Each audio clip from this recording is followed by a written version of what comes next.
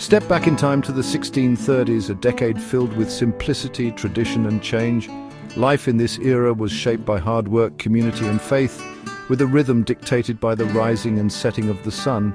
Let's explore how people spent their days nearly 400 years ago. For most people, especially in rural areas, life revolved around farming. Days began early, with men tending to fields and livestock while women managed the household, cooked and preserved food.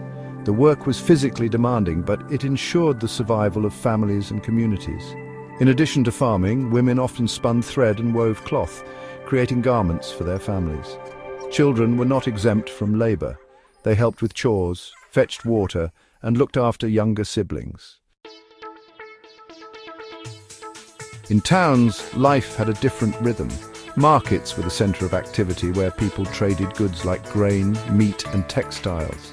Artisans and craftsmen were vital to town economies. Blacksmiths, carpenters and coopers spent long hours perfecting their trades. For those with specialized skills, their craft was not just a livelihood, it was a legacy often passed down through generations. Religion was central to life in the 1630s. Sundays were dedicated to attending church, which was both a spiritual duty and a chance to socialize with neighbors.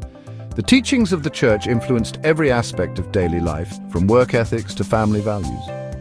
Faith guided how people spent their time, with prayers, rituals and festivals marking the calendar year. Leisure time in the 1630s was limited but cherished. In the countryside, villagers enjoyed simple games like dice, bowls or skittles. Storytelling and folk music brought people together during the long evenings. For the wealthy, entertainment often involved music, dancing and theatre. Plays were becoming increasingly popular, especially in cities like London, where William Shakespeare's influence was still felt. Education in the 1630s was reserved for a select few. Boys from affluent families were taught reading, writing and arithmetic, often with a strong focus on religious texts.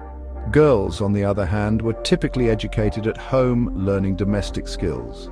The intellectual elite spent their time studying philosophy, science and the arts. This was an era of exploration and discovery, laying the groundwork for future advancements. The 1630s were also a time of expanding global trade. Ships carried goods like spices, tea and silk across continents, fueling economies and introducing new luxuries to Europe. However, this era also marked the rise of colonial expansion and the transatlantic slave trade, a dark legacy of exploitation and suffering. The 1630s were a time of contrast, simple yet profound, rooted in tradition yet marked by change. Whether toiling in fields, crafting in workshops, or exploring the world, people of this era laid the foundation for much of the world we know today.